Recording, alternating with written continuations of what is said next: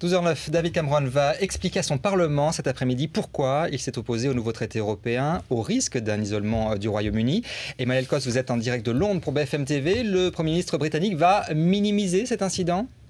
Oui, il va minimiser cet incident en répétant aux députés qu'il y aura de toute façon des négociations et que la Grande-Bretagne est bien ancrée, si vous voulez, toujours dans l'Union européenne, notamment en matière de défense sur certains aspects. Vous savez qu'à propos de la crise libyenne, la France et le Royaume-Uni ont fait front commun.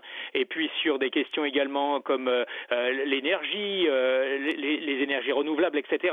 Donc il essaiera de minimiser. La raison invoquée, je le rappelle, par David Cameron pour son veto lors du sommet de Bruxelles, c'est la sauvegarde des intérêts de l'industrie britannique de la finance et de la City, qui est la vitrine de cette industrie, qui génère d'énormes rentrées d'argent pour l'État et qui compte en termes de revenus pour à peu près 10% de l'économie britannique. Les établissements financiers de la City pèsent beaucoup et ils paient beaucoup d'impôts aussi, des impôts qui servent à financer les dépenses en matière de santé et d'éducation notamment.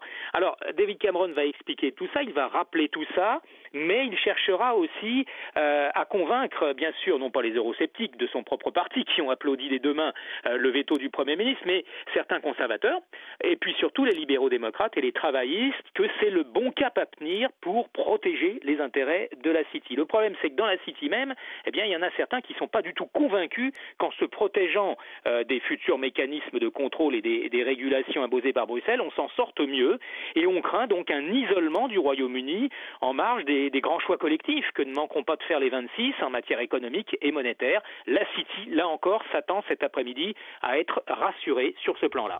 Emmanuel Coste, le correspondant de BFM TV à Londres.